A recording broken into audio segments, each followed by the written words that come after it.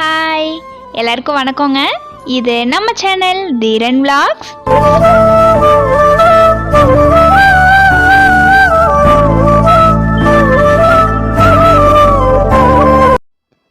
இன்றைக்கி நம்ம வீடியோவில் குழுன்னு ஐஸ்கிரீம் செய்ய போகிறோம். வீடியோவை ஸ்கிப் பண்ணாமல் ஃபுல்லாக பாருங்கள். சப்ஸ்கிரைப் பண்ணாமல் பார்த்துட்ருக்கோங்க, சப்ஸ்கிரைப் பண்ணிக்கோங்க.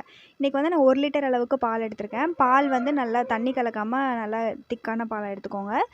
இதுக்கு வந்து நம்ம எந்த ஒரு ஃப்ரெஷ் க்ரீம் அந்த மாதிரியான எந்த விஷயங்களும் ஆட் பண்ண போகிறதில்ல. கார்ன்ஃப்ளவர் வந்து ஒரு 8 ஸ்பூன் அளவுக்கு, அதாவது 1 லிட்டர் பாலுக்கு 8 ஸ்பூன் அளவுக்கு கார்ன்ஃப்ளவரு.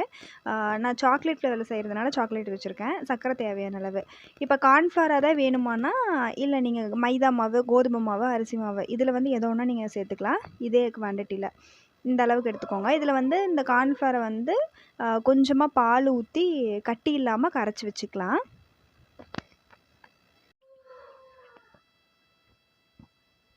இப்போ பால் வந்து நல்லா காய வச்சுக்கலாம்.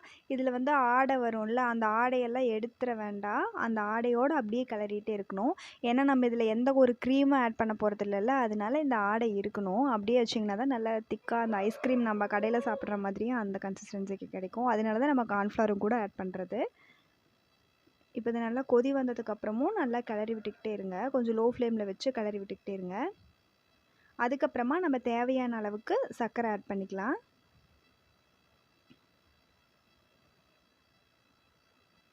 நீங்கள் டேஸ்ட் பார்த்தீங்கன்னாவே தெரியும்ல, சர்க்கரை கரெக்டாக இருக்கா என்னென்னு உங்களுக்கு தெரியும்ல, அந்த மாதிரி அளவில் போட்டுக்கோங்க. நான் வந்து கொஞ்சம் சர்க்கரை கொஞ்சம் அதிகமாகவே போட்டுக்கிட்டேன்.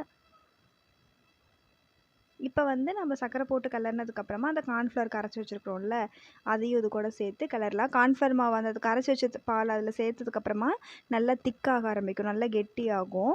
அதை அடி விடாமல், அடி பிடிக்கிற கூடாமல் கிளறிக்கிட்டே இருக்கணும் நல்லா. இப்போ பாருங்கள், நல்லா க்ரீமாக கிடச்சிருச்சு நம்மளுக்கு. இப்போ கிளறிட்டே இருங்க, லோ ஃப்ளேமில் வச்சு கிளறிட்டே இருக்கணும். ஓரளவுக்கு நல்லா பால் பார்க்குறதுக்கே வந்து ஓரளவுக்கு திக் கன்சிஸ்டன்சிக்கு வந்திருக்கும். இந்த ஸ்டேஜில் வந்து நம்ம ஆஃப் பண்ணிக்கலாம். என்னென்னா இதுக்கு ஆஃப் பண்ணதுக்கப்புறம் இன்னும் கொஞ்சம் திக்காகும். அதனால் கொஞ்சம் ஓரளவுக்கு திக்கானதையும் வந்து நம்ம ஆஃப் பண்ணிக்கலாம். இப்போ பாருங்கள் எந்த அளவுக்கு திக்காக கிடச்சிருக்குன்னு. இப்போ இதில் வந்து நான் சாக்லேட் ஃப்ளேவரில் செய்யணுங்கிறதுக்காக சாக்லேட் இருந்தங்காட்டி சாக்லேட் போட்டிருக்கேன். அப்படி இல்லைன்னா கொக்கோ பவுடர் போட்டுக்கலாம் நீங்கள். அப்படியும் இல்லை அப்படின்னா இந்த டார்க் ஃபேண்டசி பிஸ்கட்லாம் இருக்கும்ல, பர்பன் பிஸ்கட், அந்த மாதிரி இதையும் வந்து நம்ம போட்டு அரைச்சி எடுத்துக்கலாம். அப்படியும் இல்லைன்னா வெண்ணிலா ஃப்ளேவரில் வெண்ணிலா எசன்ஸ் இருந்தால் அதை ஆட் பண்ணிக்கலாம். அப்படியும் இல்லைன்னா ஏலக்காய் இருந்துச்சுன்னா ஏலக்காயை வந்து பொடிச்சு போட்டுக்கலாம். நான் சாக்லேட் ஃப்ளேவரில் சாக்லேட் போட்டிருந்தேன், இருந்தாலும் சும்மா ஒரு 2 ஏலக்காய் போட்டிருந்தேன்.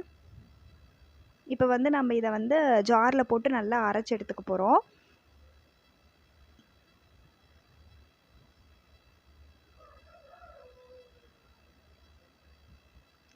மிக்சியில் போட்டு நல்லா அரைச்சிக்கலாம். அப்போ தான் கொஞ்சம் நல்லா நுரை கட்டி அந்த க்ரீமியாக வரும்.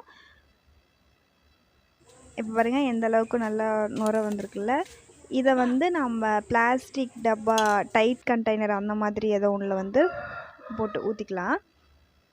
ஊற்றி ஃப்ரீசரில் வச்சு, ஃப்ரிட்ஜுக்குள்ளே ஃப்ரீசரில் வச்சு ஒரு 4 மணி நேரம் கழித்து எடுத்து பார்த்தோன்னா எந்த அளவுக்கு இருக்கும்னு பார்த்தீங்கன்னா, ஒரு 4 மணி நேரம் வச்சுருக்கணும் ஃப்ரீசரில். வச்சுட்டு எடுத்து பார்த்தீங்கன்னா இந்த அளவுக்கு இருக்கும். இப்போவே ஓரளவுக்கு ஐஸ்கிரீம் மாதிரி இருக்குது. ஆனால் ஐஸ்கிரீம் வந்து வெளியில் எடுத்து வச்சு ஒரு 10 நிமிஷம் கழித்து பார்த்தோன்னா எப்படி இருக்கும், அப்படி இருக்குது.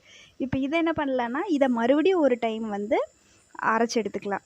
அரைச்சின்னா இந்த மாதிரி நல்லா க்ரீமியாக கிடைக்கும்.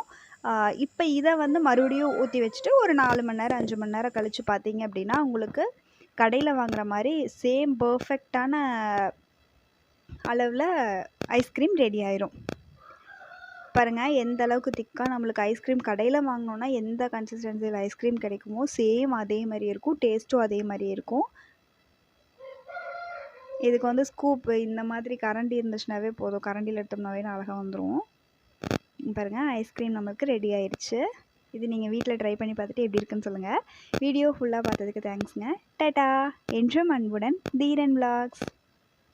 1 லிட்டர் பாலுக்கு இவ்வளோ ஐஸ்கிரீம் கிடச்சி